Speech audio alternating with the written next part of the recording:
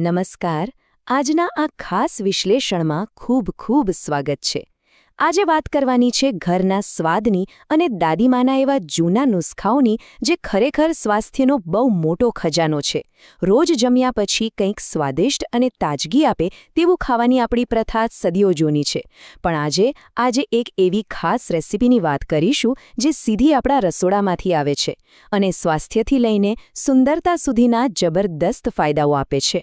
આ કોઈ સામાન્ય માહિતી નથી, પણ એક એવું પારંપરિક રહસ્ય છે જે આધુનિક વિજ્ઞાનની કસોટી પર પણ 100% ખરું ઉતરે છે. હવે એક વિચાર ચોક્કસ આવે, શું બજારમાં મળતા મોંઘા અને આર્ટિફિશિયલ પ્રોડક્ટ્સ પાછળ દોડવાને બદલે જમ્યા પછી ખવાતો એક સાદો, ઘરે બનાવેલો મુખવાસ પાચન શક્તિ વધારવાની સાથે ત્વચા પર અદ્ભુત નેચરલ ગ્લો પણ લાવી શકે? જવાબ છે હા, બિલકુલ. અને આ કોઈ હવામાં કરેલો દાવો નથી. આપણી પારંપરિક રીતો અને સાચા પોષક તત્વોનું આ સચોટ પરિણામ છે. જ્યારે કુદરતી તત્વો યોગ્ય રીતે ભેગા થાય ને ત્યારે તેનું પરિણામ હંમેશા શ્રેષ્ઠ જ હોય છે. તો બરાબર સમજીએ કે આ મુખવાસ ખરેખર છે શું? દાદીમાના એ જૂના ખજાનામાંથી આવતો આ એક એવો પ્રયોગ છે જે વિટામિન સીથી એકદમ ભરપૂર છે. વિજ્ઞાનની ભાષામાં કહીએ તો આમળામાં રહેલું આ વિટામિન સી શરીરમાં કોલેજન પ્રોડક્શનને કુદરતી રીતે વધારે છે, જે ત્વચાની ટાઇટનેસ જાળવી રાખવા માટે બહુ જ જરૂરી છે.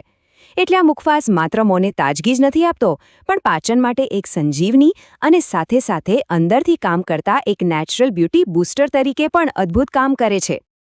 ચાલો આમાં થોડા ઊંડા ઉતરીએ અને જોઈએ કે આ સ્વાસ્થ્યનું રહસ્ય ખોલવા માટે જોઈશે શું. રસોડાની સાવ સરળ અને આસાનીથી મળી જતી સામગ્રીઓ લેવાની છે. મોટા અને એકદમ તાજા 250 ગ્રામ કાચા આમળા. તેની સાથે પાચન માટે ઉત્તમ એવો અજમો 2 મોટી ચમચી, સ્વાદ પ્રમાણે લગભગ 1 મોટી ચમચી સંચળ, અડધી નાની ચમચી હિંગ અને 1 મોટા લીંબુનો રસ. બસ, કોઈ જ જટિલ વસ્તુઓ નહીં. આટલી જ વસ્તુઓથી આખું જાદુઈ મિશ્રણ તૈયાર થઈ જશે, જે દરેક ઘરના રસોડામાં હાજર હોય જ છે. હવે આ બનાવવાની આખી રીત પર નજર કરીએ. આ પ્રોસેસ જ એટલી રોમાંચક છે ને. સૌથી પહેલાં આમળાને પાણીથી બરાબર ધોઈને કોરા કપડાથી લોછી લેવાના છે. પછી તેને છીણવાની શરૂઆત થાય. એ તાજા છીનેલા આમળાની સુગંધ અને હિંગની તીવ્ર મહેક આખું રસોડું મહેકી ઉઠશે. ઠળિયા અલગ કાઢીને આ છીણમાં અજમો, સંચળ, હિંગ અને લીંબુનો રસ ઉમેરીને બરાબર મિક્સ કરી લેવાનું છે. પછી આ મિશ્રણને પૂરા 24 કલાક માટે આરામ આપવાનો છે અને છેલ્લે 2 થી 3 દિવસ માટે કડક તડકામાં સૂકવવાનું છે. જ્યારે તે એકદમ સુકાઈ જશે ને ત્યારે તે મસ્ત કડક અને ક્રિસ્પી બની જશે. હવે અહીં એક ખૂબ જ રસપ્રદ ફૂડ સાયન્સ છે. મસાલા મિક્સ કરતી વખતે તેમાં લીંબુનો રસ શા માટે ઉમેરવામાં આવે છે? આ માત્ર સ્વાદ માટે નથી હોતું. આમળા જ્યારે હવાના સંપર્કમાં આવે ત્યારે ઓક્સિડેશનના કારણે તે કાળા પડવા લાગે છે અને તેનો વિટામિન સી નષ્ટ થવા લાગે છે. પણ લીંબુનો રસ ઉમેરવાથી આ પ્રક્રિયા ત્યાં જ અટકી જાય છે.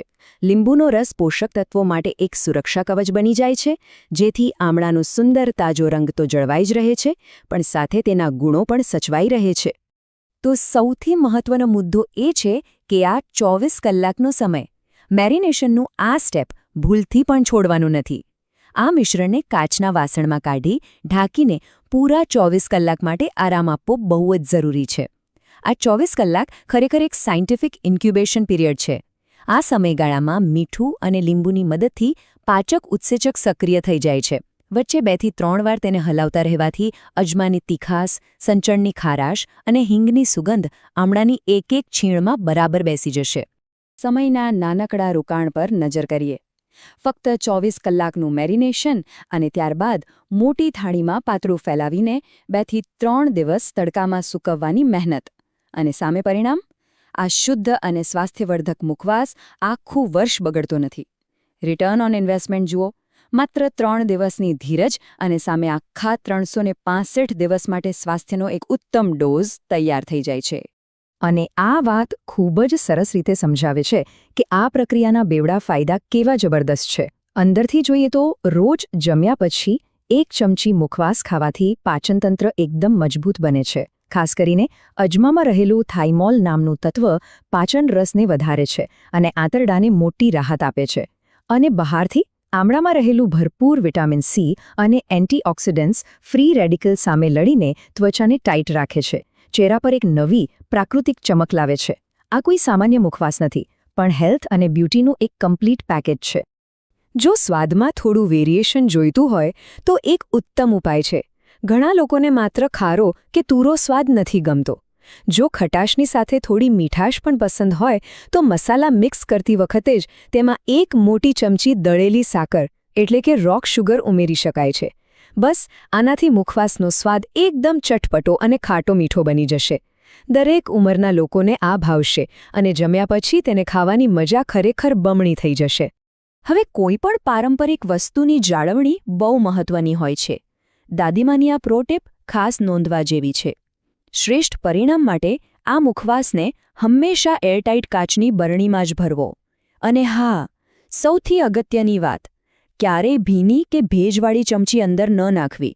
ભેજનું એક નાનકડું ટીપું પણ અંદર બેક્ટેરિયા પેદા કરી શકે છે, જે મીઠું અને લીંબુની કુદરતી પ્રિઝર્વેશનની પ્રક્રિયાને બગાડી નાખે છે. માત્ર આટલી નાનકડી કાળજી રાખવાથી આ મુખવાસ બગડ્યા વગર આખું વર્ષ એકદમ ફ્રેશ રહેશે. તો આજના આ વિશ્લેષણના અંતે એક પ્રશ્ન ચોક્કસ થાય. જ્યારે રસોડામાં રહેલી સાવ સાદી વસ્તુઓમાંથી આવો શુદ્ધ, સ્વાસ્થ્યવર્ધક અને સ્વાદિષ્ટ ખજાનો આટલી સરળતાથી બનાવી શકાય છે, તો પછી રંગો અને કેમિકલયુક્ત મોંઘા બજારૂ વિકલ્પો શા માટે લાવવા? આમળા અને અજમાનો આ મુખવાસ માત્ર એક રેસીપી નથી, પણ રોજિંદા જીવનમાં અપનાવી શકાય તેવી એક કમ્પ્લીટ હેલ્થ હેબિટ છે. કુદરતી પદ્ધતિઓ તરફ પાછા વળવું એ હંમેશા એક શ્રેષ્ઠ નિર્ણય હોય છે.